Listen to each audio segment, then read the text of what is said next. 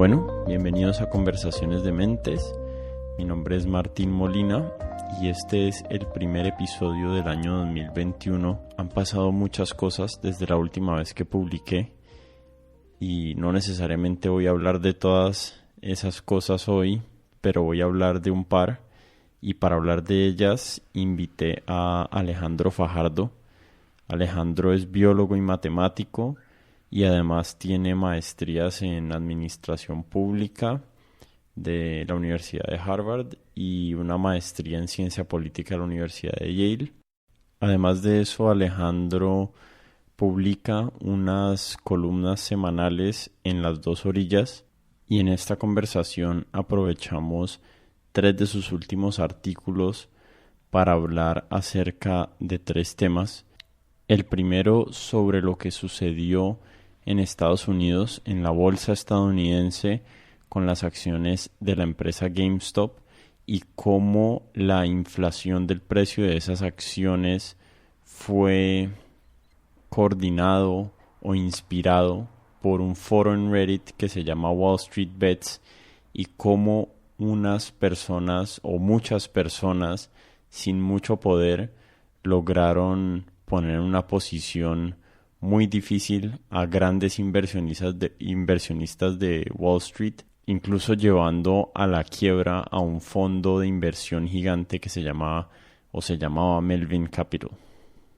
El segundo tema que hablamos fue sobre el último decreto del gobierno colombiano relacionado a la inmigración o a los inmigrantes venezolanos, y lo usamos, ese artículo y ese tema de la inmigración venezolana a Colombia, para hablar en general acerca de la inmigración y las complicaciones que tiene ese tema para entenderlo. Y por último hablamos acerca de la suspensión de Donald Trump de la red social Twitter y de Facebook, y también hablamos acerca de lo que sucedió con la aplicación Parler y cómo fue suspendida de la App Store de Apple, de Google Play y también finalmente de Amazon Web Services, haciendo que esa aplicación, que había sido creada por un grupo, digamos, conservador en Estados Unidos, terminó básicamente desapareciendo del mundo. Como es usual en este podcast, esos eventos los usamos para hablar más profundamente acerca de las consecuencias de lo que está sucediendo en el mundo, de las limitaciones que tiene nuestra naturaleza humana para cooperar y para coordinar, y otros temas que nos interesan en común a mí y a Alejandro.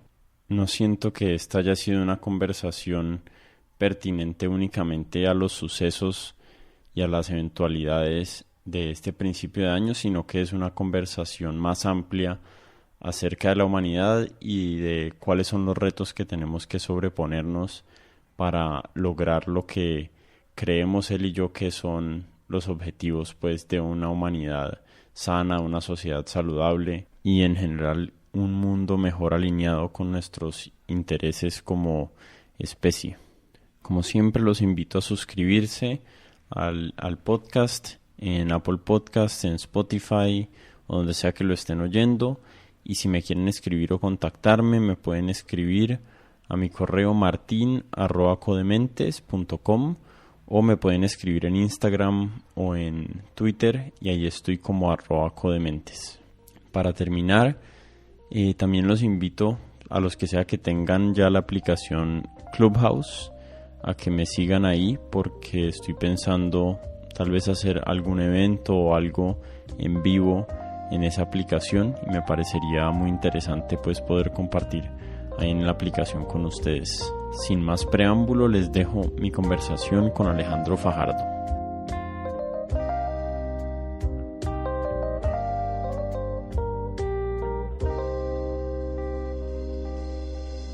Bienvenido, Alejandro, a Conversaciones de Mentes. Refresquémosle, ya estuviste una vez acá en el podcast del año pasado, que tuvimos una conversación en la que hablamos de biología evolutiva, de la cooperación. Tocamos varios temas también como de teoría de juegos y cosas así súper interesantes, y hoy la idea es hablar acerca de tres artículos que publicaste en Las Dos Orillas. Vamos a tratar de llegarle a los temas de los tres. Y para empezar, ¿por qué no le recordás a las personas quién es Alejandro Fajardo y qué haces? Y nos metemos de una en los temas, ¿te parece? ¿Qué hubo, Martín? No, perfecto, hermano. Pues yo soy biólogo, matemático, eh, luego estudié un poco temas de economía, de ciencia política, he trabajado en política electoral, en investigación en temas económicos, eh, y últimamente, Martín, hace un par de años he tratado de combinar el trabajo académico con más de investigación en políticas públicas sobre Venezuela, y digamos que ese soy yo. Monto en bicicleta. Antes de empezar estábamos hablando del deporte, que es un tema que nos gusta mucho. Soy papá hace un par de años, eso es una parte importante de quién soy yo. Bueno, y de nuevo, pues contento de estar acá, Martín.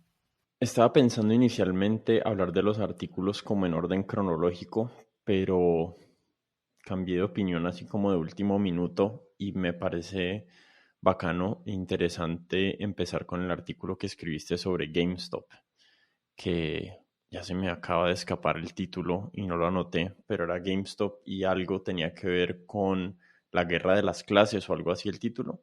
Correcto. Era, por acá yo lo tengo, GameStop, y en pregunta, la guerra de las clases en el siglo XXI. Y bueno, está súper interesante el artículo, entonces el link va a estar en la página web para los que lo quieran leer, pero tal vez como preámbulo, no sé si le quieras contar a las personas qué fue lo que pasó con GameStop, porque tal vez muchas personas no se enteraron, aunque fue algo como muy publicitado. No sé qué tan actualizadas están las personas que oyen este podcast acerca de los devenires de la bolsa y de los mercados en Estados Unidos. Sí, me parece bien empezar con eso, Martín, y recuerdo muy rápido que inclusive ahí en esa columna yo ponía, hablé con un amigo político en Bogotá y le decía, hombre, ¿y qué opinas de este tema de GameStop? Cuando eso estaba pues en el boom y el hombre, que es un tipo muy estudiado, muy enterado, me dice, no tengo ni idea qué es GameStop.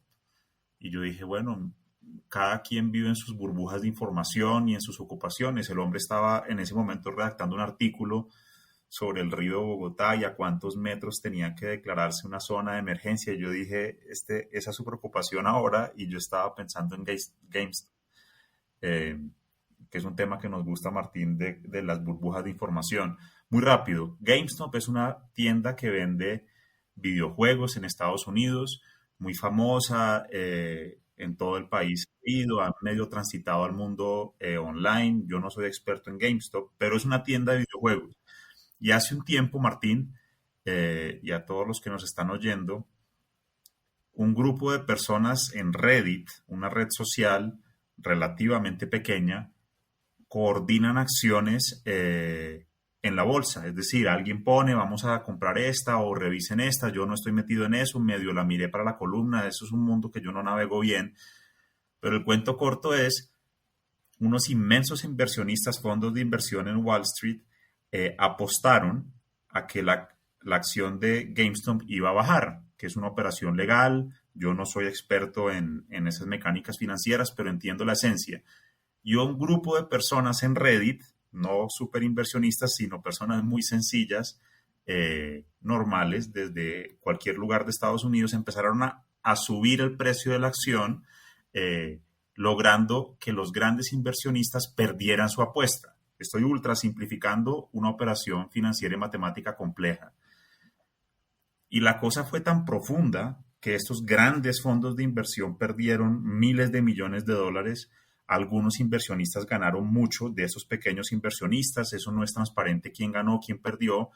La acción de GameStop, si no estoy mal, se multiplicó más de 100 veces. Y en toda esta historia, Martín, GameStop nunca cambió nada en su forma de producir, no cambió nada. Es decir, es una cosa puramente especulativa de encuentro de dos fuerzas en el mercado de capitales. De nuevo, un montón de gente coordinándose por Reddit, pequeñísimos, y una gente súper grande, fondos de inversión, pues en grandes centros de operación. Y en ese choque, pues como como pongo por ahí en esa columna, esa fue la gran noticia de Estados Unidos durante 2 o 3 semanas en la portada de todos los periódicos, muchísimo más que las primeras acciones de Biden, y es profundo. Y la pregunta del artículo, que era algo que me estabas planteando ahora, Martín, era, ¿será que acá hay algo más profundo que una pequeña anécdota en donde un montón de gente coordina, quiebra unos fondos de inversión? Políticamente tiene implicaciones porque trataron en un momento de regular la cantidad de personas que podían comprar acciones. Se pusieron de acuerdo Ted Cruz, que es la derecha gringa, y Alexandra Ocasio-Cortez, que es la izquierda gringa, en que había que tener cuidado con regular eso. Cerraron la aplicación a través de donde estaban actuando, que se llama Robinhood, un momento, y la columna se preguntaba si ahí había algo más profundo más allá de una anécdota. Y como conversábamos ahora, Martín, pues yo vuelvo a leer eso 2 o 3 semanas después y digo, pues yo, por supuesto, eso es una columna semanal, y la pregunta la mantengo, pero ya nadie está hablando de GameStop y uno dice, bueno, puede que no haya mucho más. Mi intuición es que sí, es decir, para ponerlo pues y terminar la introducción, Martín, el hecho de que un grupo de personas puedan coordinarse por una red social para quebrar unos grandes fondos de inversión, en donde la actividad que se produce, yo por ahí hablaba un poco de marxismo, GameStop de nuevo nunca cambió su forma de producir. Todo es especulación financiera, de un lado y del otro. Y que hayan logrado ese impacto, que eso haya llegado a la política, que haya llegado a los medios de comunicación, que haya llegado a Colombia, a cierto grupo de personas que tuvieron interés en esa columna, yo siento que ahí puede haber algo. Y yo le decía, para terminar, y a mi amigo político, pues que eso tiene profundas implicaciones para Colombia, porque, pues porque Colombia depende, para bien o para mal, tremendamente del estado financiero de Estados Unidos. Entonces, bueno, a mí me pareció interesante el tema, y creo que vale la pena echarle cabeza. Sobre todo, Martín, ya veremos hacia dónde quieres conversar, pero en ese choque entre el marxismo, el campo soviético y el campo estadounidense, ante la debacle del campo soviético, realmente no ha habido una nueva alternativa. Y la pregunta que yo me hacía ahí, no, el gran tema no es GameStop, eso es un ejemplo de algo más profundo o no, es, ya que cayó el marxismo, ¿qué más cosas vienen para la humanidad? Evidentemente, la democracia liberal de Occidente no es el modelo que la gente pensaba en los 90 que iba a dominar ampliamente. No es así. Trump, que era el cuento otro de la columna, llevó la política al límite en ese país. Y ahí decía, miren Rusia no es una democracia. Venezuela, que era la gran democracia latinoamericana, bastante rica para el promedio, más o menos funcional el pacto de gobierno que ha habido allá, no es una democracia. Entonces la pregunta es, ese cuento de GameStop, lo del Capitolio de Estados Unidos, donde un montón de gente, que probablemente algunos de ellos eran los de GameStop, llega a eso, ¿hay algo más ahí? ¿Hay cierta cosa que se está cocinando en el cuento de la guerra de clases del siglo XXI o no? Y es solamente una espuma, y volveremos a otros equilibrios. Yo estoy de acuerdo con vos, o estoy de acuerdo con la premisa de que lo que pasó con GameStop es un reflejo de algo más profundo que está pasando en la sociedad. O sea, no creo que haya sido un evento aislado de todo el resto de los fenómenos que estamos viendo, sociales, institucionales en el mundo. Para darle un poquito como más de granularidad al asunto, que ya tenemos más información, y los que no entendieron bien por qué fue por qué estaban perdiendo plata los grandes inversionistas de Wall Street, lo que hacen los fondos de inversión cuando le apuestan en contra a una acción es que compran o piden prestadas unas acciones y las venden en el mercado al precio del mercado, y si el precio baja, pues ellos las pueden comprar más baratas y reponer las acciones que tomaron prestadas y se ganan la diferencia. Entonces, si compro 100 acciones, si pido prestadas 100 acciones y las vendo a $10 y después se ponen a $5 para repagar esas 100 acciones que pedí prestadas, únicamente tengo que pagarlas a $5, pero si la acción se pone a $20, pues me toca comprarlas a $20 y perdí, o sea, y me tocó pagar el doble de lo que las vendí para reponerlas. Y lo que pasó en GameStop fue tan increíble que en algún momento creo que llegó, voy a exagerar, pero creo que llegó hasta $700 la acción cuando los que estaban cortos en esa acción la habían tomado prestada a $18. O sea que eso es como casi una orden de magnitud distinta. O sea, es como de 1 a 10 las pérdidas que estaban teniendo. Eh, y les tocó salir a comprar esas acciones. Entonces, cuando salen a comprar las acciones, porque van a seguir perdiendo plata cuando siga subiendo, pues hay más demanda de acciones. Entonces, y eso es lo que le dicen a algo que se llama un short squeeze, que es como un fenómeno como medio como de refuerzo en el que todas las acciones humanas, digamos, de compra y de venta, se están alineando hacia que el precio suba. Y obviamente eso es insostenible a largo plazo, pero se da y los perdedores en este caso fueron grandes inversionistas en Wall Street, Melvin Capital siendo como el más famoso, que les tocó a otro fondo venir a rescatarlo porque virtualmente se quebró y le tocó ir a pedir plata prestada, o no, ni siquiera plata prestada, un rescate de otra empresa que vino y puso la plata.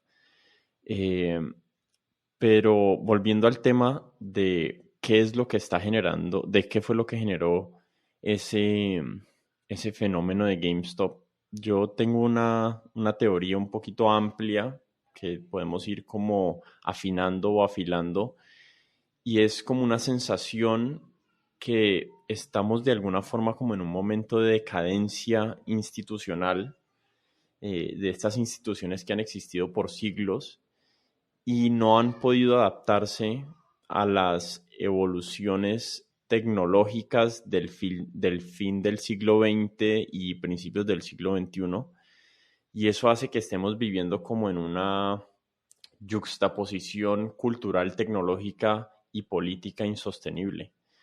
Y esto tiene que ver con el fracaso del marxismo, tiene que ver con las ineficacias del capitalismo actual y cómo funciona, pero sí hay una insatisfacción general en la población que se puede sentir y que el reflejo de esa insatisfacción es la elección de personas como Donald Trump a presidente o la polarización política que hay en países como Colombia.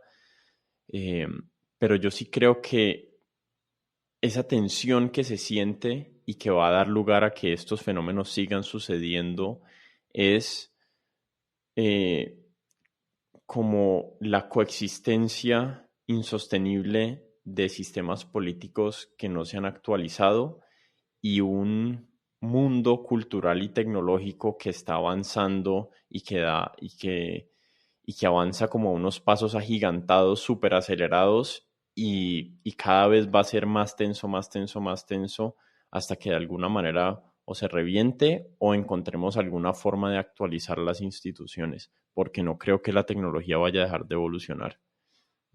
No sé si, ¿qué pensás acerca de ese análisis que yo hago ahí?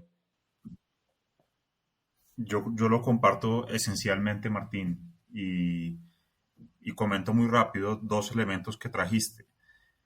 Para que ese momento de GameStop, que de pronto ahora hablamos un rato de qué tan profundo es, yo comparto tu sensación de que hay algo más que una anécdota simpática de un par de meses, semanas.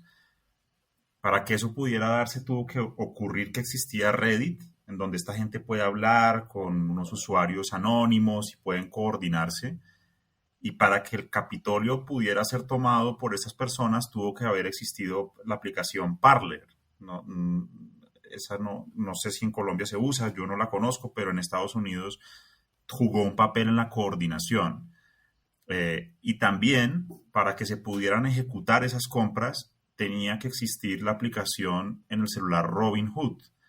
Eh, es decir, sin esas tecnologías, estas personas desde la caricatura es en un sótano, en un pueblo en Estados Unidos, sin la tecnología de Reddit y sin la tecnología de Robinhood, que es una aplicación como cualquiera en el celular en donde uno se mete y puede comprar acciones desde $1, creo que es, eh, ese evento no hubiera podido ocurrir porque ese individuo en el sótano, en la mitad de un pueblo, no tenía el capital para ingresar a un fondo de inversión en donde le pedían $1,000 de entrada. Entonces, la parte tecnológica es fundamental. Y comparto con vos, Martín, que además tiene consecuencias políticas y la tecnología en la política también es fundamental. Por ahí creo que en esa columna echaba el cuento o la gente lo ha leído. Esa aplicación Parler que fue fundamental para tomar el Capitolio ya está fregada, ya la cerraron. No, esa era la otra columna, la de quién es el rey. Entonces, la pregunta tuya está abierta y en el fondo pues era la mía y es, ¿esto para dónde va? De nuevo, el siglo XX tuvo una confrontación importante, básicamente traducida en la Guerra Fría, entre dos mundos. Y el siglo XXI todavía no la ha tenido, pero en centros de la democracia y el capitalismo, como en Estados Unidos, hay pistas de que hay algo cuajándose. Yo ahí ponía, una visión también puede ser, Martín, sí, hermano, pero estuvo Trump, trató de fregar la cosa, pero ya volvió Biden, que es un ultramoderado. Y uno puede decir, pues sí, los sistemas se tensionan y resistió, es decir, no rompió la democracia. Y también puede decir, sí, GameStop llegó a $500 desde 5, pero ya yo no he mirado eso, pero ya debe estar en 50 y en 2 meses nadie va a hablar de GameStop y ahí van las mismas, puede ser, que es ahora, lo que sí es claro y creo que es indiscutible es que hay un montón de países, ya no Estados Unidos, que están en unos equilibrios inestables. Yo, pues, ahorita hablamos de Venezuela, eh, y evidentemente el marxismo no ha sido la respuesta, o no fue, o ya no es.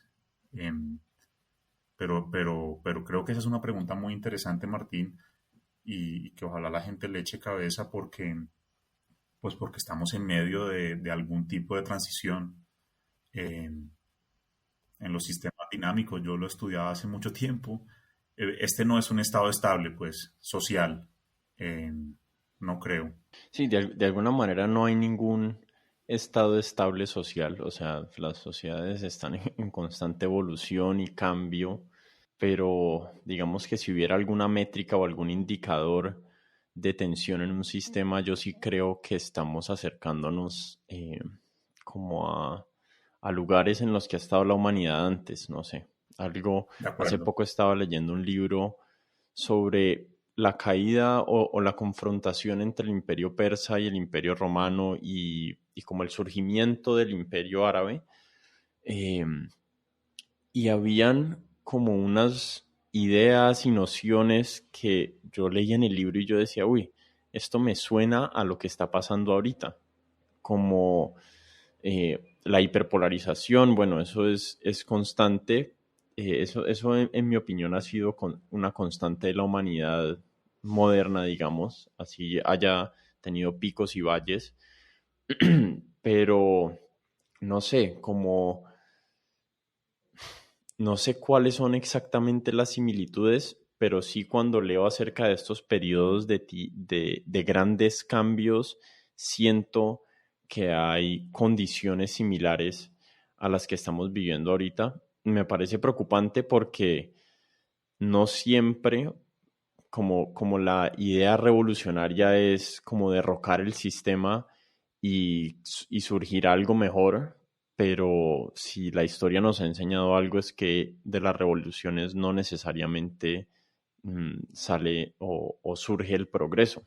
O sea, después de la Revolución Francesa fue un periodo súper inestable y, y violento y después lo que le quedó a esa revolución fue Napoleón Bonaparte.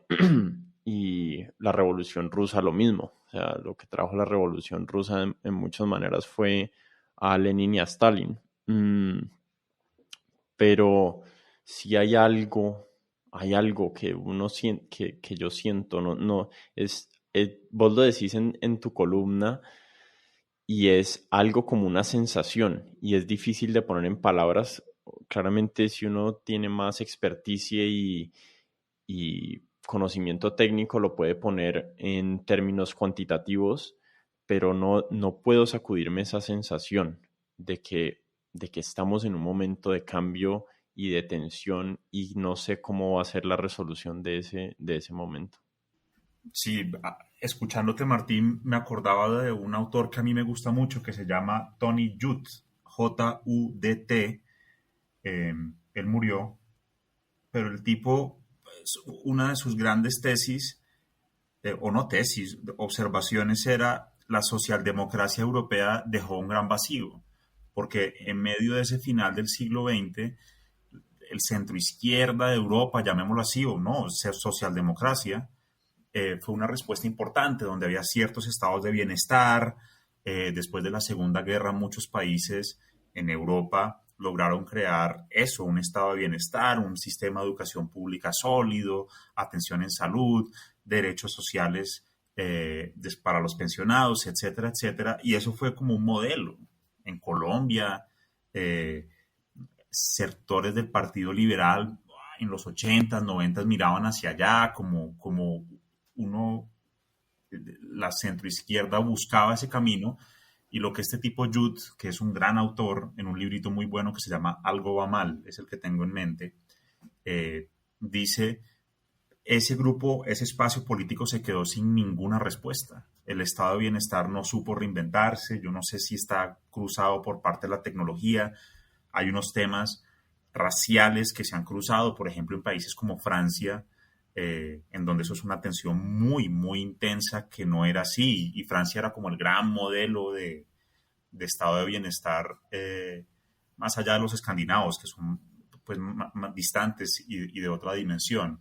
Entonces, escuchándote pensaba, en realidad hay un gran fracaso, y yo creo que en Colombia también, en América Latina, de la socialdemocracia como demostrar ciertos caminos y deja el espacio abierto a lo que vos estás llamando las propuestas de revolución, eh, porque es bastante fácil describir las injusticias. Es decir, si uno observa, ultra simplificando también, pero respetando unos hechos básicos, pues al mercado de valores le fue bastante bien el año pasado, se recuperó en general, el colombiano no del todo, pero tuvo un buen segundo semestre, hubo una gente que financieramente le fue bien con sus inversiones, eh, y es un poco loco que eso fue en medio de una pandemia en donde tanta otra gente estaba muy fregada.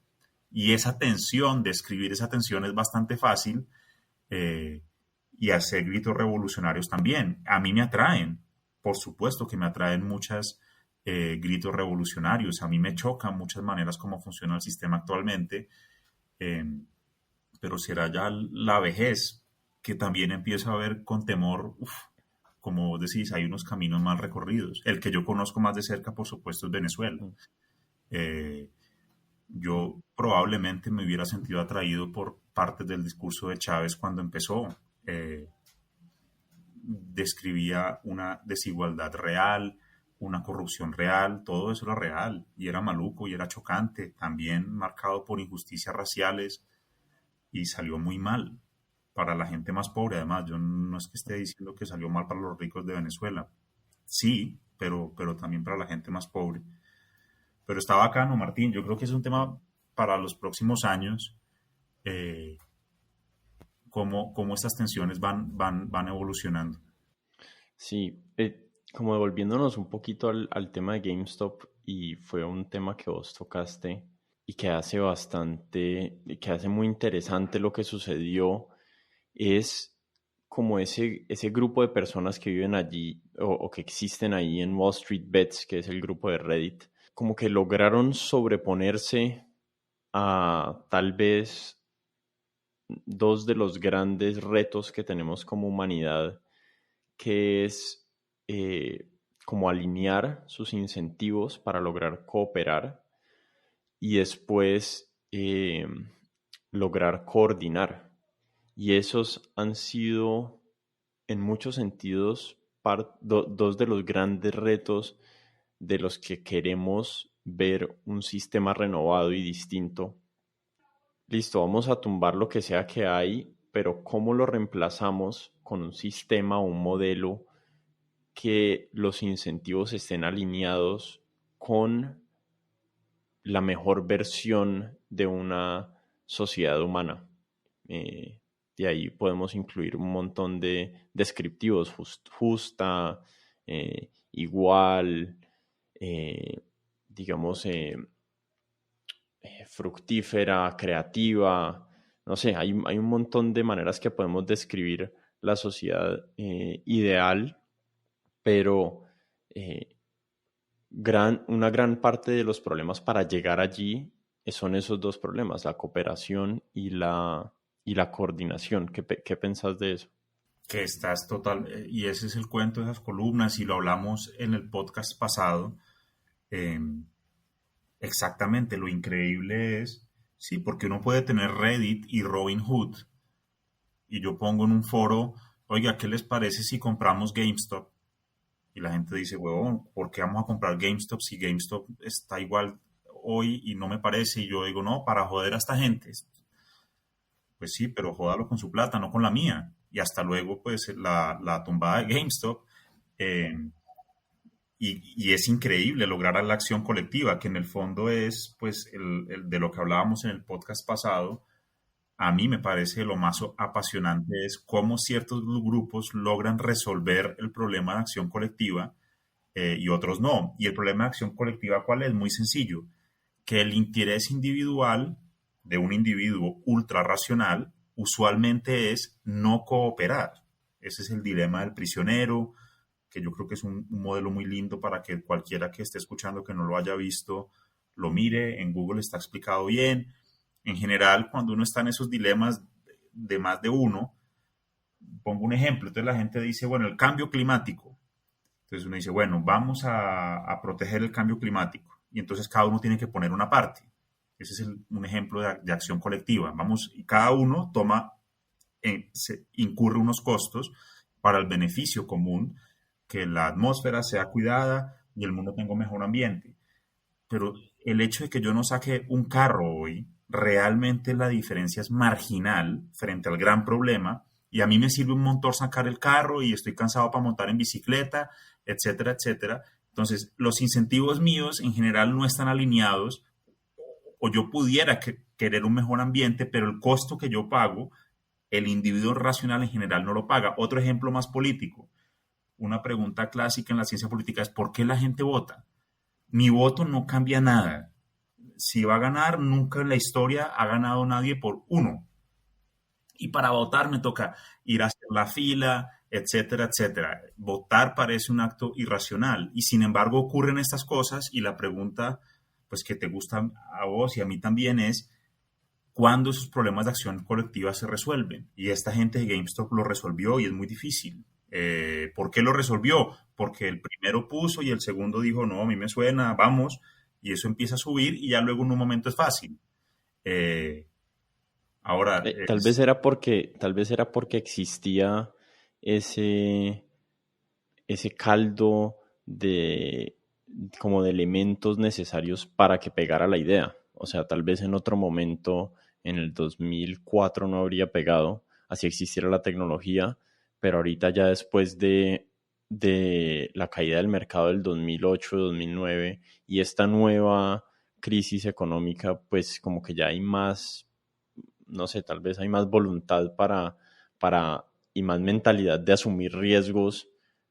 No sé, se me ocurren que tal vez esas dos variables afectaron que la gente estuviera dispuesta, porque muchos de los de Wall Street Bets perdieron plata también, los que compraron a 500, adiós.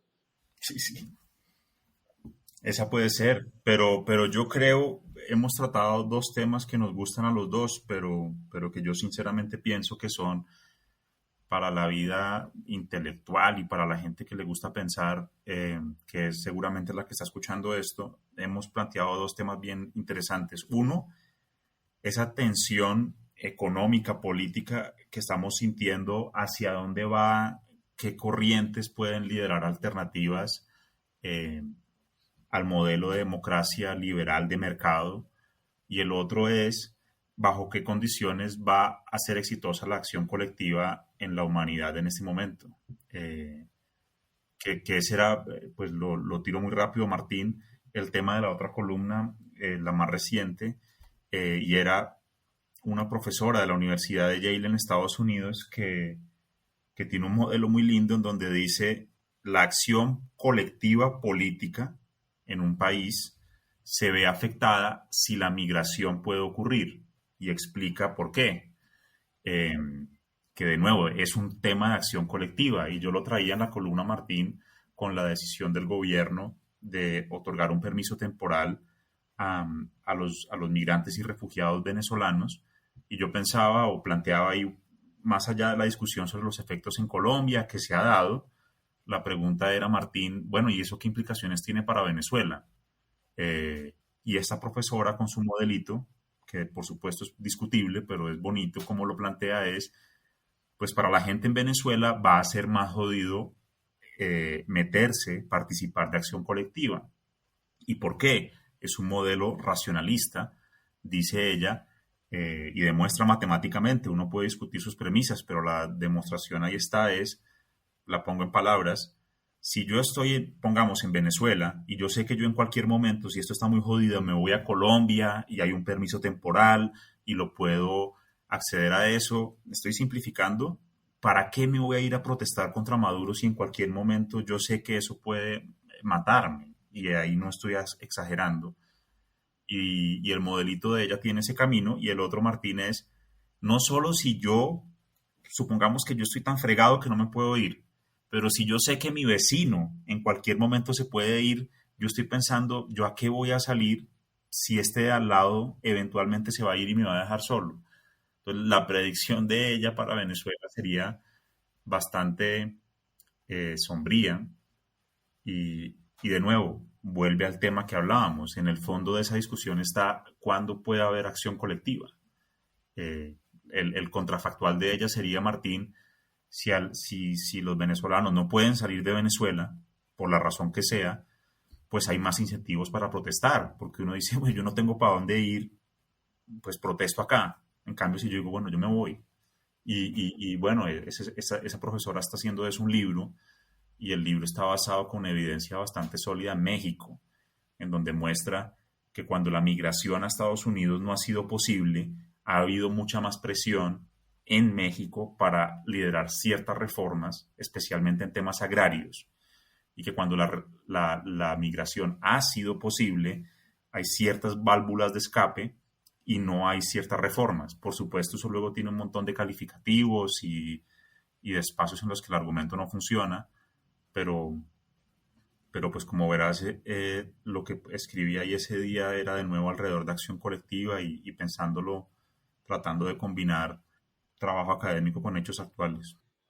Sí, yo había pensado que este fuera el tema del final, pero ya que nos metimos, hagámosle y terminamos con el de las redes sociales. El tema de la migración a mí me ha parecido fascinante los últimos años, y la verdad es que no he logrado llegar a una resolución personal o interna porque honestamente he escuchado muy buenos argumentos en favor de las fronteras abiertas, digamos, que es una manera de decirlo, y en favor de modelos más restriccionistas en términos de migración y de movilidad entre países. Yo creo que una de las variables importantes ahí en ese tema son culturales, tal vez. La migración venezolana a Colombia no le significa un cambio gigante cultural al país, como si lo tiene, digamos, una migración de 2 millones de sirios a Alemania. Creo que esas son variables que hay que tener en cuenta cuando uno diagnostica o trata de hacer predicciones acerca del futuro o de como del desencadenamiento de los eventos que van a transcurrir después de una migración de esos niveles. Pero la verdad es que estoy súper partido, o sea, para darle una idea a la gente o los que quieran ir a investigar, Brian Kaplan, que es un economista bastante libertario en Estados Unidos, hace un muy buen caso en favor de las fronteras abiertas.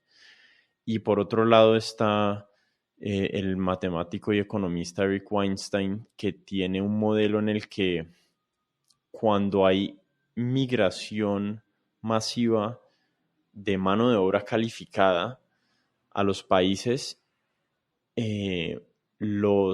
las personas que ya habitan ese lugar pierden en muchos casos como su poder de negociación, porque indudablemente la oferta se aumenta y pues se vuelve muchísimo más difícil pelear porque te toca competir en un mercado mucho más saturado de oferta. Y no sé, no he podido resolver esas dos ideas.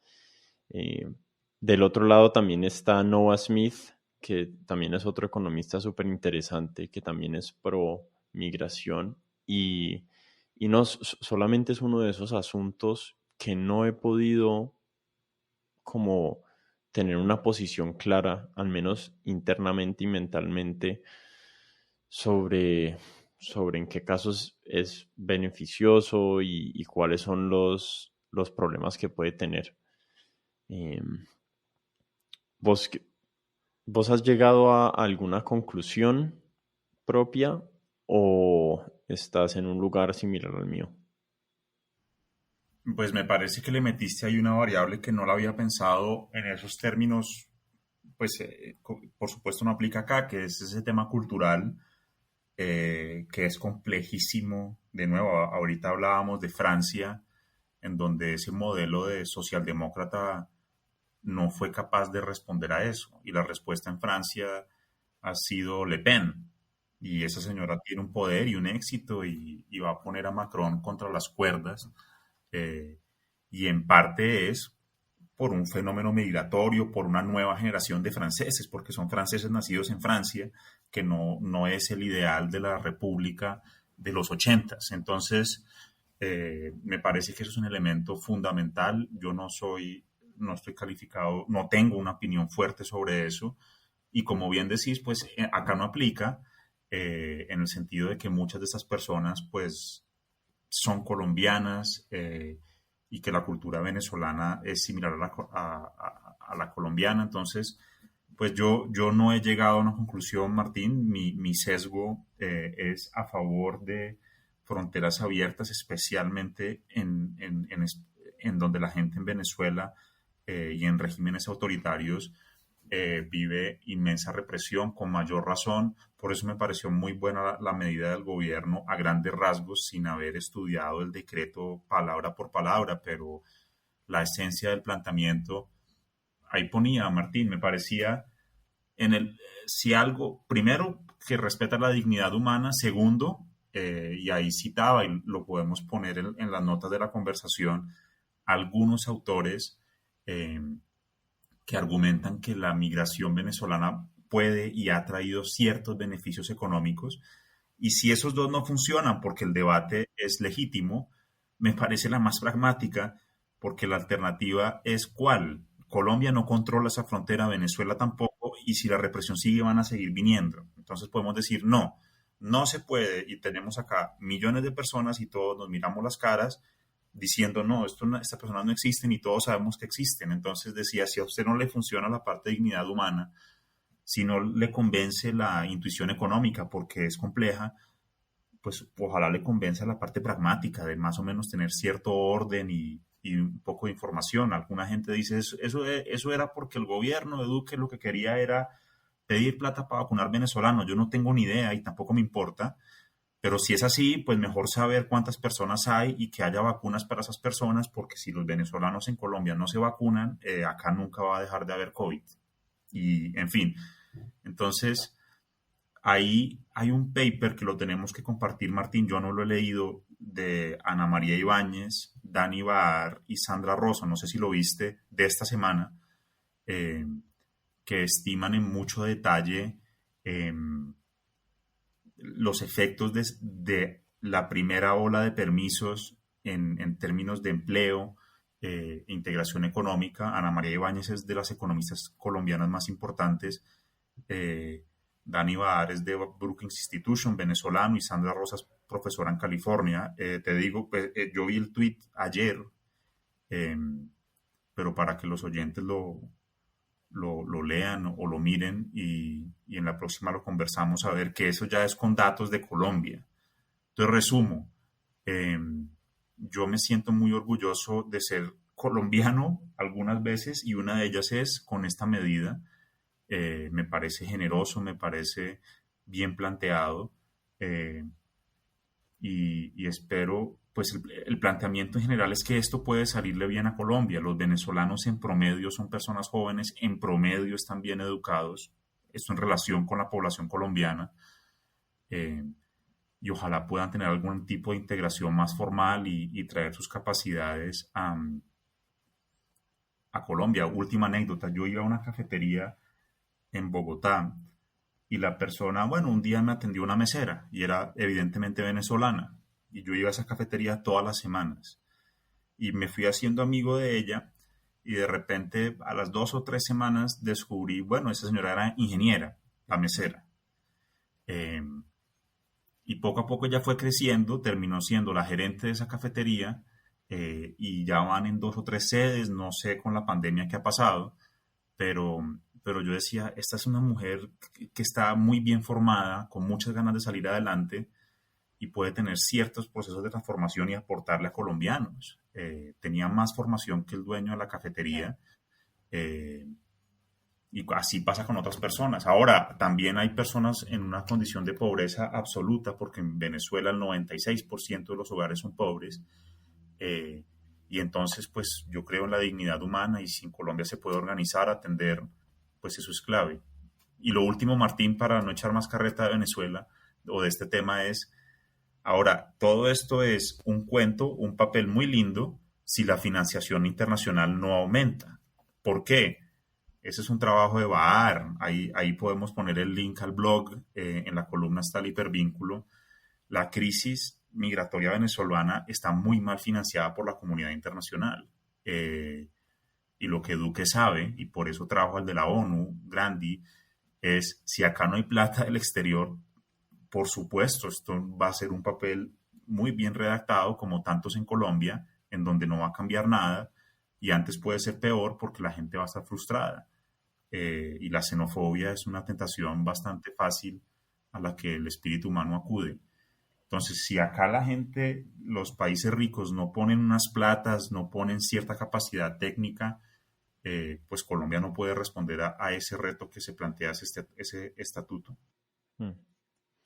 Sí, esos temas otra vez están ligados a todo lo que venimos hablando, al tema de la cooperación y el ser humano. No sé, no sé si en función de beneficio, obviamente en beneficio en los últimos, no sé, 200.000 años de existencia de los homínidos, ha desarrollado una capacidad de cooperación gigantesca comparado con el resto de las especies, pero está condicionado por esos sesgos de parte y no parte del grupo. O sea, la cooperación está muy vinculada a uno sentir que uno es un nosotros y hay unos otros al otro lado. Lamentablemente, o sea, lamentablemente la psicología humana funciona así y estas situaciones, estas situaciones políticas y históricas ponen aún más en evidencia todos esos sesgos que tenemos como seres humanos y las hacen muchísimo más difíciles de sobreponerse, ¿no? Y de encontrar soluciones que sean viables y escalables, ¿no? porque una cosa es la cooperación humana al nivel de la familia, al nivel del grupo de amigos, al nivel del barrio, al nivel de la ciudad, al nivel del país, al nivel global, eh, con cada paso, digamos, de crecimiento y escalabilidad, los retos son distintos y los mismos mecanismos que funcionan a niveles más bajos no son replicables en los niveles más altos. Entonces, puchas, yo sí, a mí sí me preocupa y me parece un reto gigante, no solo para Colombia, sino para la humanidad entera en este momento, poder encontrar maneras de que las sociedades se sientan como conjuntos coherentes y cohesionados y al mismo tiempo tengan la elasticidad de recibir personas ajenas a ese grupo y seguir siendo funcionales. Pero bueno, nos iremos enterando, nos iremos enterando. Aquí no lo vamos a resolver, pero sí, ese es uno de los temas que me preocupa. Sí, digo lo último de eso, porque yo creo, y lo interesante es que Colombia realmente, alguna gente ha argumentado que el lío es que nunca ha habido ese sentido de identidad. Por ejemplo, Estados Unidos lo tiene y Francia también. Ese no era su problema. Los franceses no tienen ningún problema de autoestima o no habían tenido. Y los gringos, pues eso es una cosa de USA y cantan y la bandera. Number one. Exacto, y bueno, ese es su orgullo, los alemanes, lo que sea. Y en Colombia una hipótesis ha sido, eh, es que no tenemos eso. Entonces la gente dice, no, es que los paisas sí quieren a Medellín y los de Bogotá no, esa era una historia en los noventas. Eh, y ahora, pues, y una manera fácil de crear esa identidad es en contra de otra cosa. Yo por eso, y lo hablábamos largo la vez pasada, los ciclistas, yo veo esos ciclistas colombianos y me gustan mucho y me siento como muy colombiano con los ciclistas. Y me parece muy raro ese sentimiento. No es no es mi estado natural. Yo digo, ¿por qué me siento tan orgulloso? Y entonces me gusta más Iván Sosa que Carapaz. Y Carapaz, yo no sé, nació a 200 kilómetros de una línea que no existe, pero a mí me gusta más cuando gana Iván Sosa. Eh, entonces, eso que planteaste es cierto y lo que yo espero es que Colombia no cree su identidad en reacción en contra de los venezolanos. Me parecería la manera más, como lo ponemos un poquito grosero, más chimba de todas sería. Ahora, lo que pasa es que nos está cambiando, Martín, porque es que si hay 2 millones de personas, en algunas regiones el 20% de la población es venezolana, esto es un cambio demográfico, no cultural, que me parece un punto muy interesante el que hiciste al comienzo, pero sí demográfico, de gente nueva que se está sentando, eso no. Y el peor de los mundos me parece que Colombia creara eso y por eso respeté la medida del gobierno, aunque en general el gobierno actual de Colombia me parece muy malo. Eh, en esa dije, esto tiene un valor y, no, y, el que sí, y la explicación que no funciona es una muy chimba de la posición de un sector que dijo que era que iban a votar, no es verdad. Y la otra es que es por popularidad, lo dudo, porque, porque yo creo que no es muy popular, salvo que se explique muy bien y no es un gobierno que suele explicar muy bien, es más fácil lo otro, decir, esta gente vino a fregarnos. Pero bueno, yo creo que podemos pasar al otro tema, Martín. Dejamos ese paper que te dije de Ibáñez Rosso para que la gente lo, Ibar, para que la gente lo lea, eh, y ese punto de la cultura que no es el preciso de este caso, pero para otros sí. Eh, bueno, para el último tema, que fue tu columna sobre, o sea, fue una columna bastante amplia, no fue, digamos que fue motivada por lo que pasó en el Capitolio, que ya hablaste un poquito, y también por lo que le pasó a la aplicación Parler. Eh, Creo que tenemos puntos de vista bastante compatibles por lo que leí en la columna. Y este fue un tema que yo no soy muy activo en Twitter, pero cuando estaba como en el momento de los eventos, sí como que estuve estallándole un poquito el feed a mis 4 seguidores porque me parece que es un tema muy relevante y que si no le encontramos una solución urgente va a terminar siendo peligroso para la humanidad en general, no solo para Estados Unidos, sino para la humanidad en general. Entonces, tal vez resumamos un poquito, no sé si quieres hacer el resumen de qué fue lo que pasó. Me imagino que todo el mundo está enterado que a Donald Trump lo sacaron de Twitter, pero tal vez no están muy actualizados en lo que pasó con la aplicación Parler. Entonces, no sé si les haces el resumen cortico y nos metemos a hablar ya de lo que significa todo lo que pasó. Sí, muy rápido y me complementas con tu punto de vista, Martín, para la gente que no vio tus tweets. Em, pues la aplicación Parler, en la que yo no tengo ningún perfil ni la conozco por dentro, pero esencialmente era una aplicación en donde un grupo de gente, especialmente de la derecha gringa, empezó a encontrar un espacio. Parler, en esencia, lo que planteaban los que la fundaron, eh, no iba a tener mayor control sobre la libertad de expresión y la planteaban no de derecha ni de izquierda, sino a favor de que la gente pudiera decir lo que se le diera la gana, en contraposición con Twitter y Facebook en particular, que han tenido ciertos intentos de moderación. Y ahí un grupo de gente empezó a encontrar un espacio. Yo he leído artículos, el New York Times sacó uno muy bueno, muy gráfico, con videos, con audios, en donde iba narrando cómo se veía y oía un grupo de esos en Parler. Eh, y ahí, en esa aplicación, parece que hay suficiente evidencia, se coordinó una parte de lo que pasó en la toma del Capitolio a comienzos de enero. Por supuesto, pues como hemos hablado ya muy largo hoy, la acción colectiva no es tan sencillo como que un tipo se mete a Parler y les dice, oiga, ¿les parece si mañana nos vamos al Capitolio? Como dijiste con GameStop, eso tiene un caldo de cultivo, eso no es que hay un montón uno, un omnipotente que dé instrucciones, y tu expresión de caldo de cultivo yo creo que es la correcta, es decir, hay una persona que dice unas cosas, por supuesto, en este caso había en teoría de juego se llama un punto focal, que era Trump, que en lo de GameStop no había. Es decir, en GameStop no había, luego Elon Musk se metió y no sé quién más, pero no lo empezó. No fue que una persona muy influyente dijera, ¿les parece esto? Trump un poco sí. Y entonces esta aplicación, bueno, listo.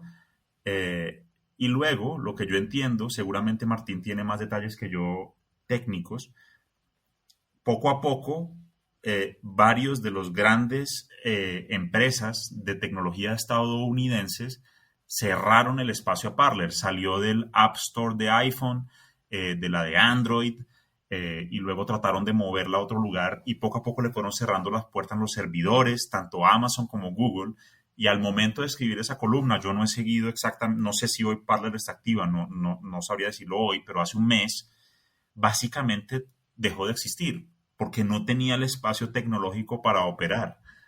Y me parecía muy interesante, ese no era el eje de esa columna, pero me parecía, decimos el Internet, listo, en Reddit cada quien dice qué quiere hacer con su vida y compra y joden a GameStop, esa es una narrativa.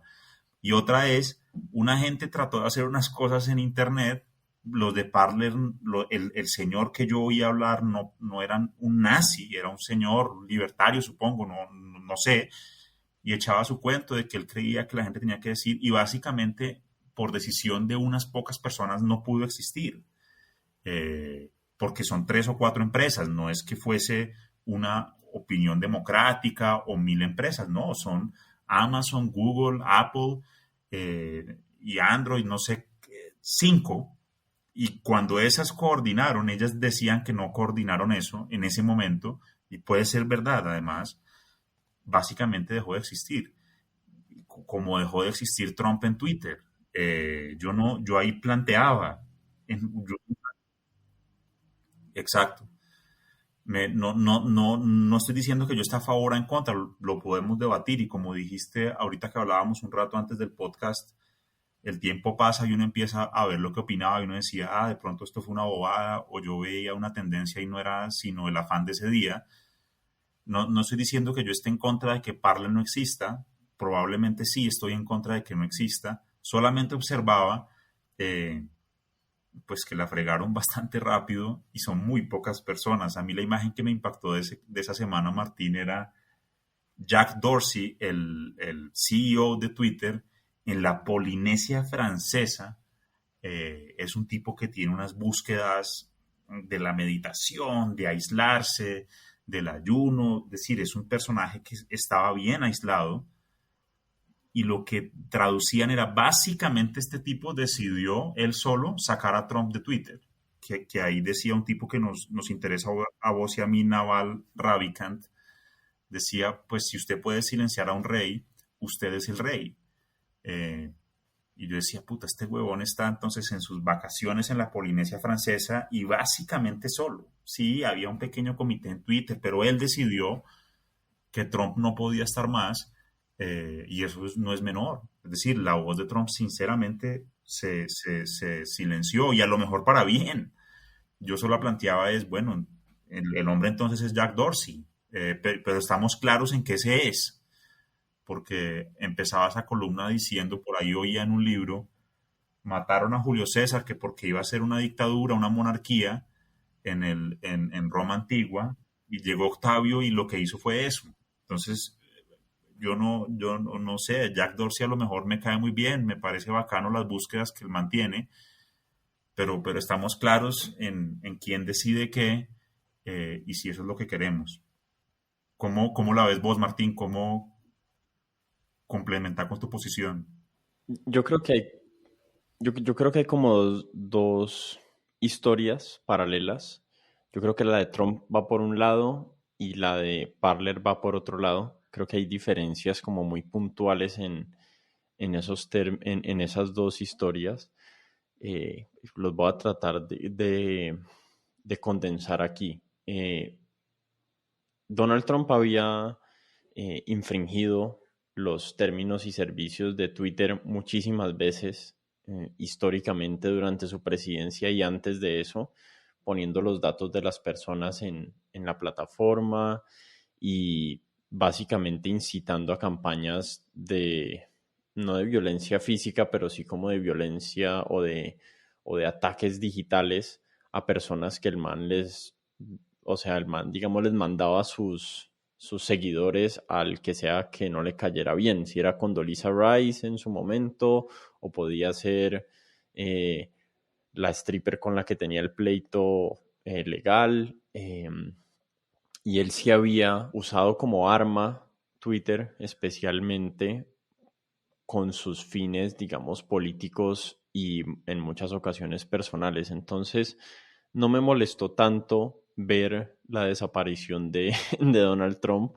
Creo que en gran parte es por el sesgo tan grande que tengo en contra de él y la repulsión que me genera él, básicamente como persona. No creo que sea muy relevante como las opiniones políticas de Trump, porque para mí él era una persona sin ninguna ideología, sino que solamente su interés personal es lo que prima por encima en todas sus decisiones. Eh, entonces, el problema que yo le vi a la suspensión de Trump de Twitter fueron las razones que dio Twitter para suspenderlo. Si Twitter hubiera dicho no, sacamos a Donald Trump porque nos dio la gana, porque somos una empresa privada y lo podemos hacer y nos parece que el contenido que él está generando tiene potenciales violentos, pero solo lo vamos a decidir así, me habría parecido como más justificado. En cambio, ellos como que justificaron su decisión detrás de sus transgresiones de los términos y servicios de la empresa y es súper fácil encontrar ejemplos similares. Yo en Twitter ponía un ejemplo y es el ejemplo de Khomeini en Irán o Khamenei, ya no me acuerdo cuál de los dos es. Bueno, y el hombre tiene un tweet que todavía sigue en Twitter porque esta mañana me fijé en donde él dice que Israel es un cáncer para la región y tiene que ser erradicado. Eso me parece muchísimo más violento que los tweets por los que suspendieron a Donald Trump. pero digamos esas ideas expresadas por una persona con el poder que tiene él, pues son igual de incendiarias que las que tiene Trump haciéndolo en Estados Unidos. Entonces yo mencionaba que el problema de Twitter, o el gran problema de Facebook y de Twitter y de YouTube, va a ser como la consistencia en la aplicación de sus términos y condiciones, porque claramente es súper fácil encontrar ejemplos de personas reconocidas, porque pues obviamente Twitter no está revisando lo que dicen personas con 3 seguidores, pero sí me parece muy difícil que ellos logren aplicar de una manera eh, como equitativa sus términos y condiciones y asumir que Twitter y que Facebook y que quien sea que esté liderando esas organizaciones van a actuar de una manera sin sesgos y que sus sesgos políticos no van a afectar sus decisiones es francamente ingenuo en mi opinión. Yo estoy de acuerdo, Martín. Yo ponía en la columna ese ejemplo del iraní. eh, Ahí decía, bueno, ese día entonces Márquez y Santrich era el ejemplo más criollo que yo trataba de poner. No me acuerdo el tuit exacto, pero llamaba a la violencia. eh, y ahí estaban. Parecía un poco más violento que los de Trump, o por lo menos comparable en el lenguaje de la insurrección y demás. Yo decía, pero por supuesto a Twitter pues no están trasnochados con Santrich en medio de ese lío, y Jack Dorsey en la Polinesia Francesa ese caso no le llega. Y decía, yo creo que el debate es legítimo, y solo decía, pero pensemos un poco más eso hacia dónde va, qué es lo que estás planteando. Y es, bueno, listo, entonces lo de Trump parece razonable, se podía detallar en dónde él infringió la cosa, listo. Y la verdad es que mirando esa columna un mes después, evidentemente la voz de él se ha atenuado. Al tipo lo, ¿cómo se dice eso en español? Acquit. Yo no sabría el término legal en español, pero lo absolvieron del juicio. Y el tipo pues reaccionó, pero a mí no me llegó mucho esa reacción. Habló en Fox News, el New York Times medio lo reportó, y como no está en Twitter, a este país que es Colombia no quedó muy claro el que dijo. Entonces, volviendo a tu reflexión de lo que hablábamos hace un rato, mirando las columnas y lo que pasa hacia atrás, evidentemente parte de lo que buscaban lo lograron. El que él no tenga esa plataforma sí lo afecta. Puede que cree otra aplicación, pero toma un tiempo y no es tan fácil que yo me meta a otra aplicación que creó el hijo de Trump.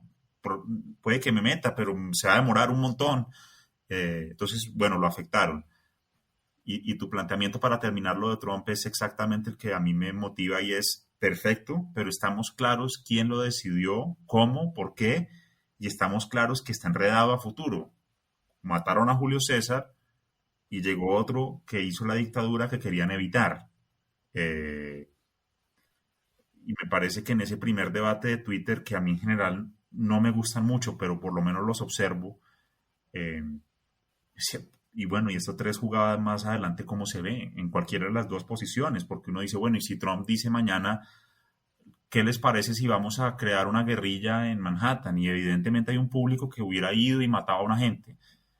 Es grave. Y la decisión de sacarlo, como vos decís, pues tiene unas implicaciones y tiene unas preguntas, y no me parecía claro en ese momento que hubiese un planteamiento de la consistencia de esto hacia dónde va. Pero ese es el cuento, y bueno, Trump ya no tiene Twitter, y la verdad es que lograron atenuar su impacto político. Eso sí lo tengo clarísimo, que vi un poquito y le pregunté a amigos gringos que observan la política. La voz de él está muy reducida. Ese triunfo que tuvo legal en Twitter le hubiera dado un espacio más amplio de difusión. Sí, es verdad. Yo creo que el gran o el reto ahí es que Twitter y Facebook y YouTube de alguna manera se han vuelto como unas cuasi espacios públicos.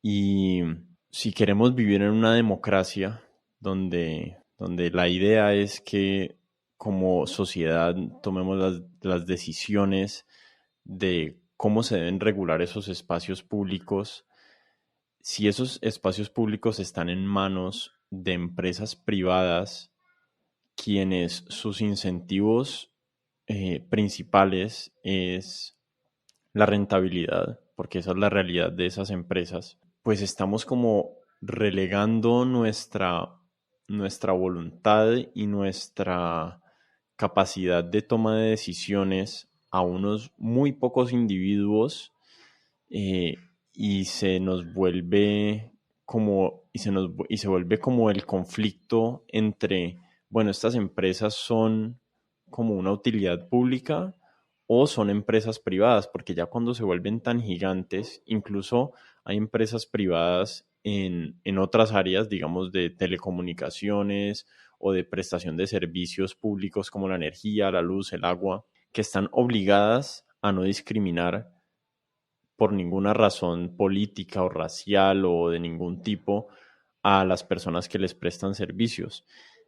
No sé si Twitter y Facebook y YouTube ya están en ese nivel en que son tan básicas para la conversación pública que las deberían empezar a regular leyes como las que regulan las empresas de prestación de servicios públicos.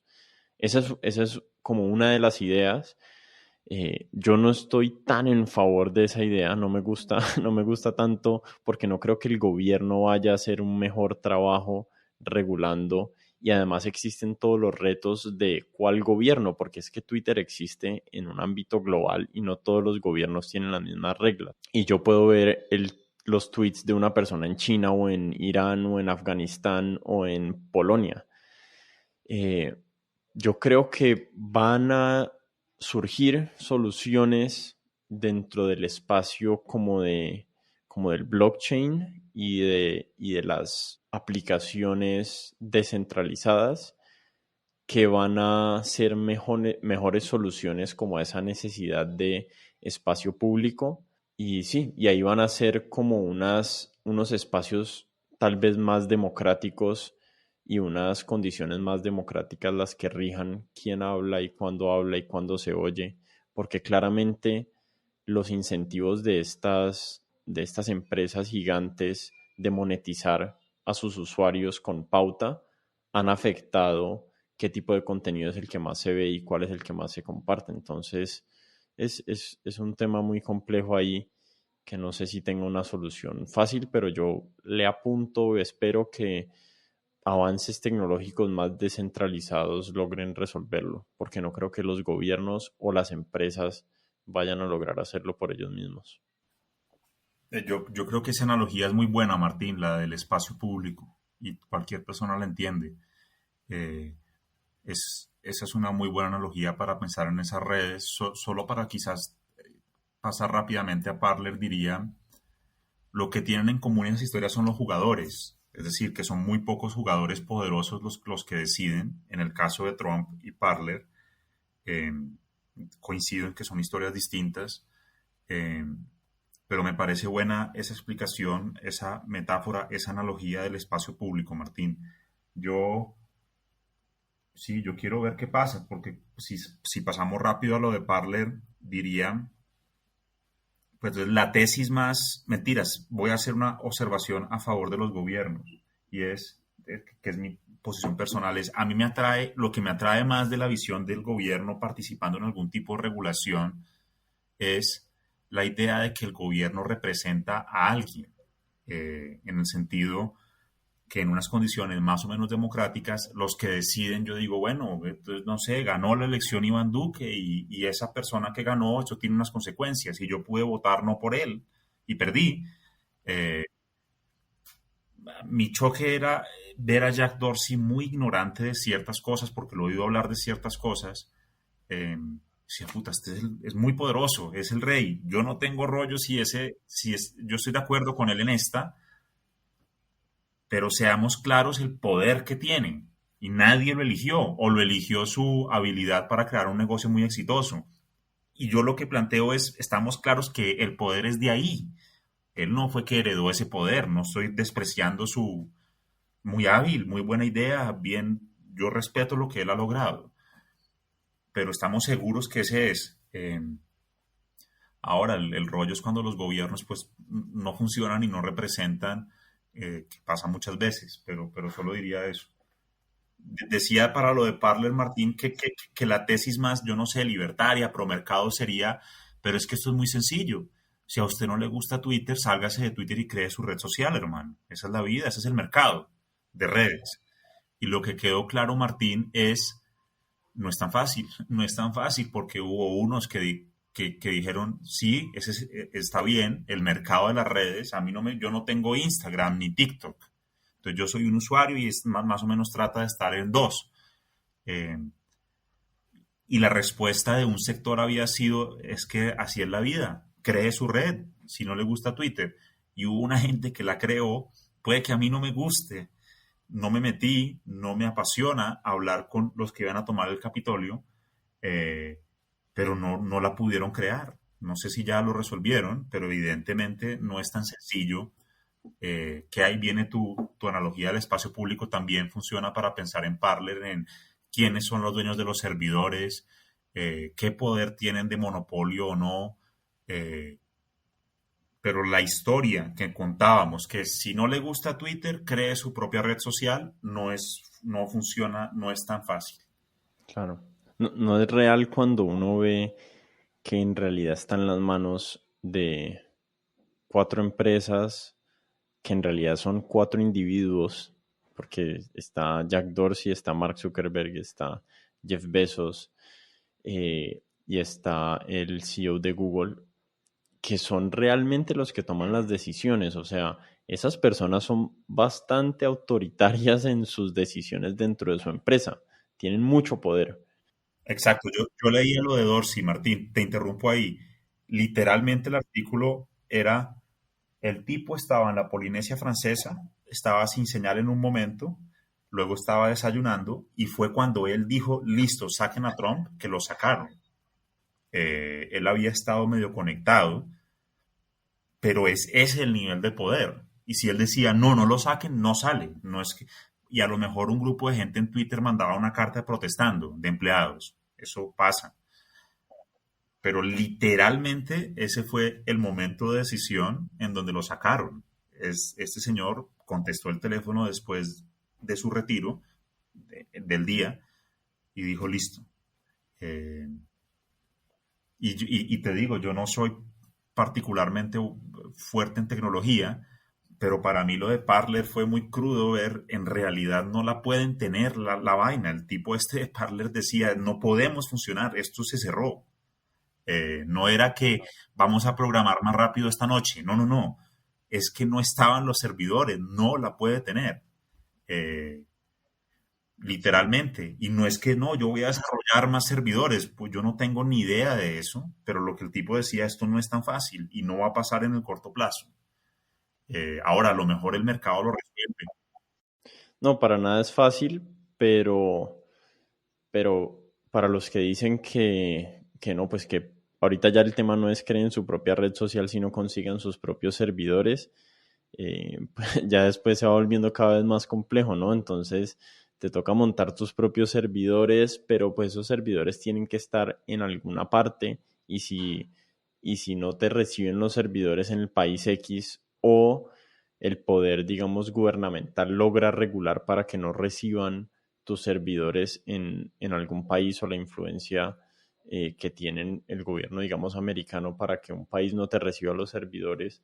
O sea, cada vez se va volviendo más difícil mmm, crear esa contra, esa contraparte a lo que ahorita son Jeff Bezos, incluiría ahí tal vez el CEO de Microsoft que también presta servicios de servidores, pero son cuasi monopolios los que existen en este área y aparentemente las personas de pensamiento liberal o digamos más progresistas como nos considero nosotros dos estábamos en contra de los monopolios, pero ahorita como esos monopolios están funcionando como en virtud de nuestras intereses, entonces son justificables.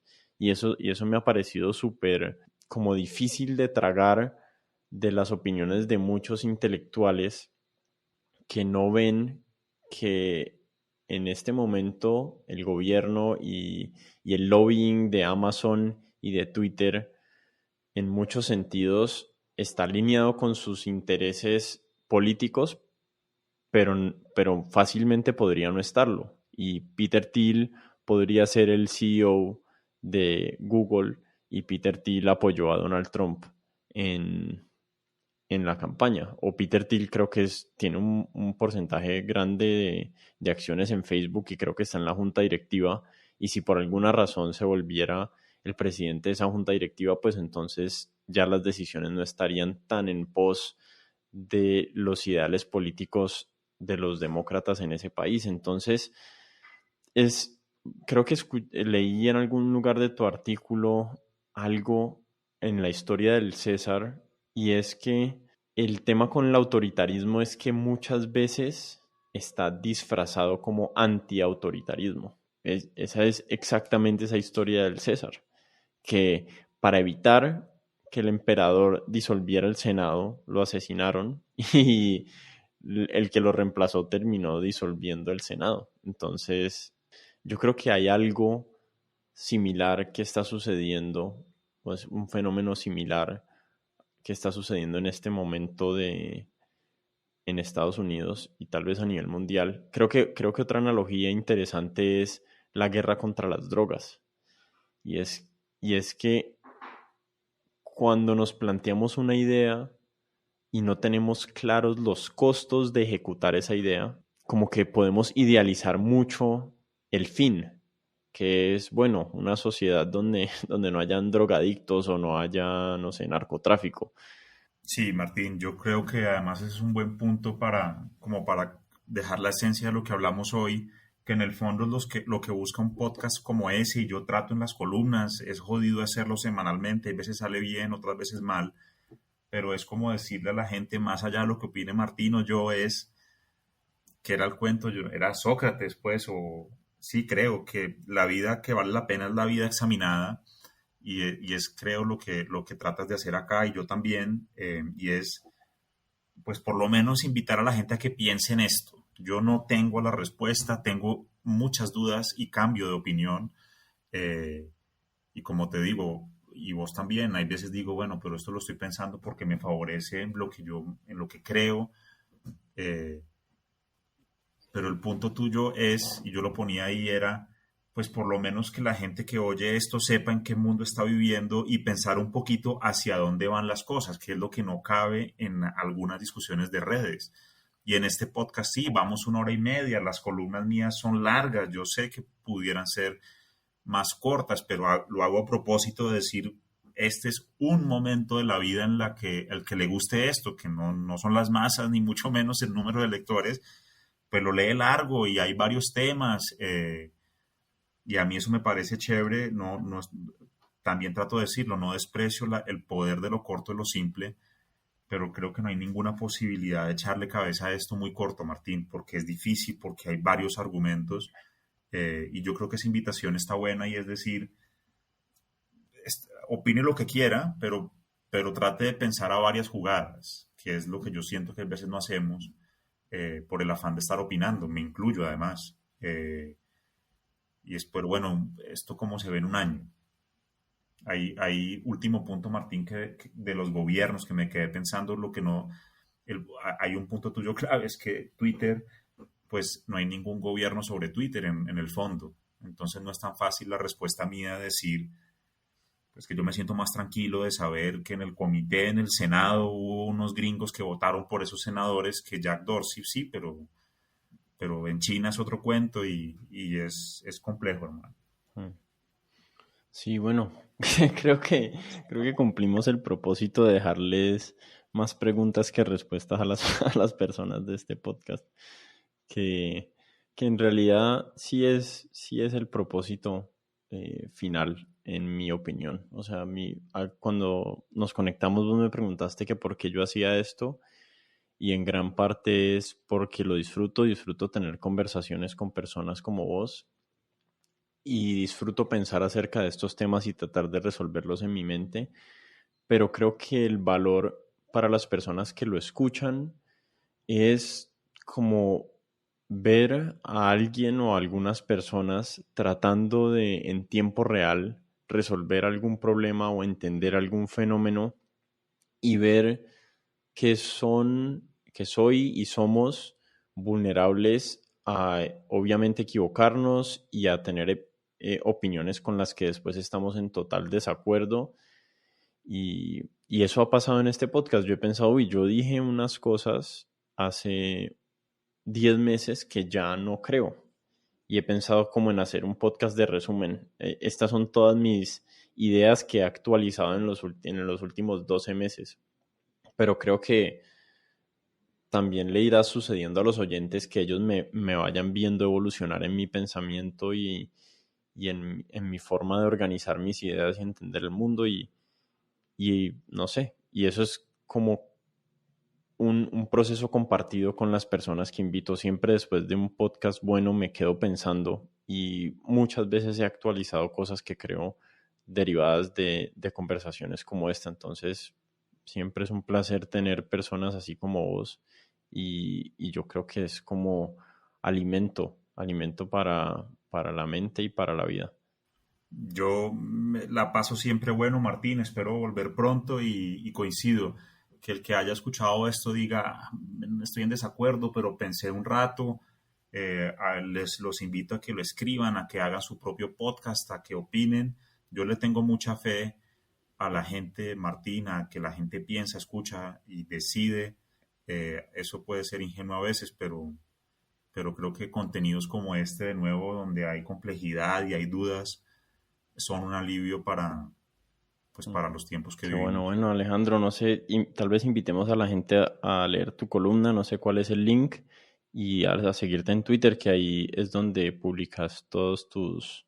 Sí, sí, yo los pongo los domingos en A Fajardo A, en Opinión Las Dos Orillas, las encuentran, en Facebook Alejandro Fajardo, ese no, también copio los links y bueno, nos vemos ahí en esas redes y por supuesto pues trato de estar pendiente de esos espacios, Martín.